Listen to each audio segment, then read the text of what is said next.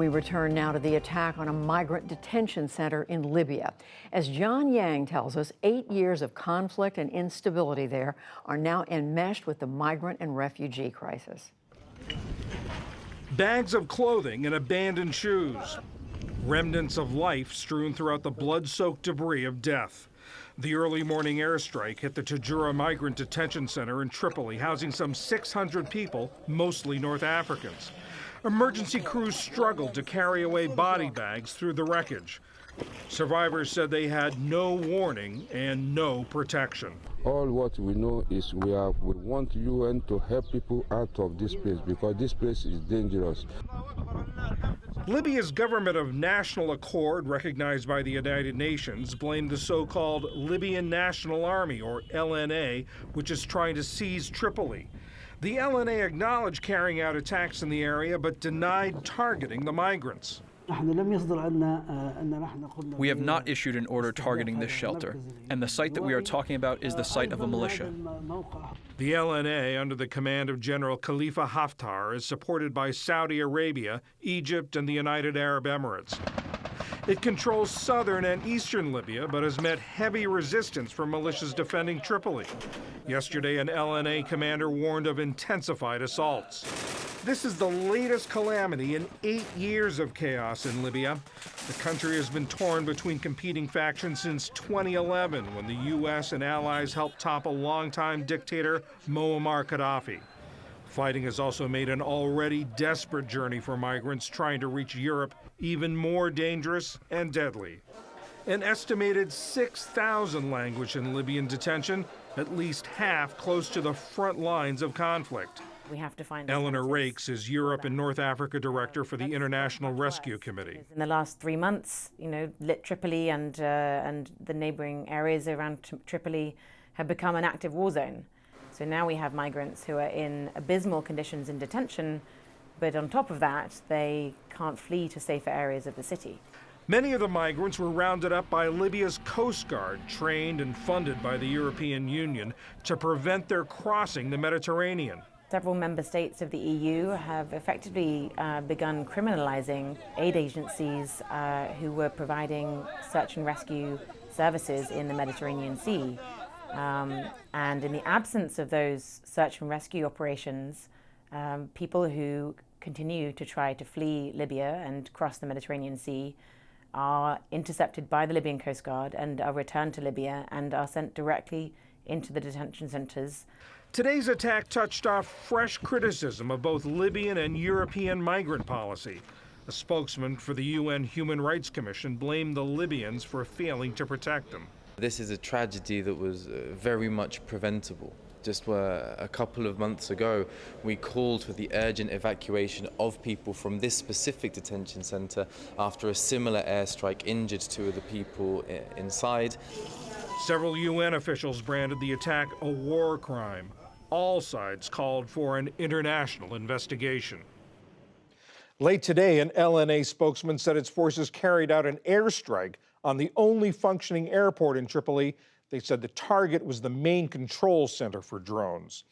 Frederick Wary is just back from Libya. He is a senior fellow in the Middle East program at the Carnegie Endowment for International Peace. Mr. Wary, thanks so much for joining us.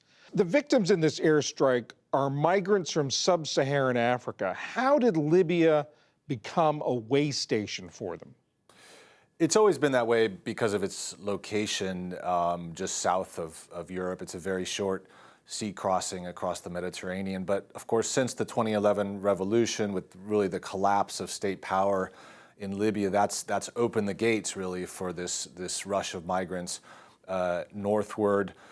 Many of them are not counting on crossing the Mediterranean, but they do so after the deplorable conditions and abuse that they face in Libya. And of course, the Europeans unfortunately have a closed door policy where they've been sending these migrants back to Libya, where they languish in these detention centers. And as you say, it's not exactly a safe haven. Absolutely not. I mean, it amounts, I think, to a living hell. I mean, they're subjected to the full spectrum of unimaginable abuses, sexual torture, forced labor, and on top of that, you've got this recent conflict, which only adds to the misery. The result, the airstrike today is part of an intensifying air campaign on the part of the Libyan National Army. What's going on? Why are they ramping up and making airstrikes? They've always been conducting airstrikes. I mean, this is a densely populated city. There are apparently some, ammunition depot, militia headquarters interspersed with the civilian facilities, civilian homes. When I was there, I saw the aftermath of 2 airstrikes on civilian homes. But in the last week, there's really been an uptick in these airstrikes, and that's because the LNA, General Khalifa Haftar's forces, were ejected. They basically lost one of their key strategic bases in the West. And now they've announced that they're going to use all means, really. The gloves are coming off. And so what you're seeing is a pattern of very reckless airstrikes. And the migrant center strike is the tragic result of that. And a lot of this turmoil it was sort of brought on by the ouster of Muammar Gaddafi, an allied coalition led by the United States. What's the United States' role been since then in trying to stabilize Libya?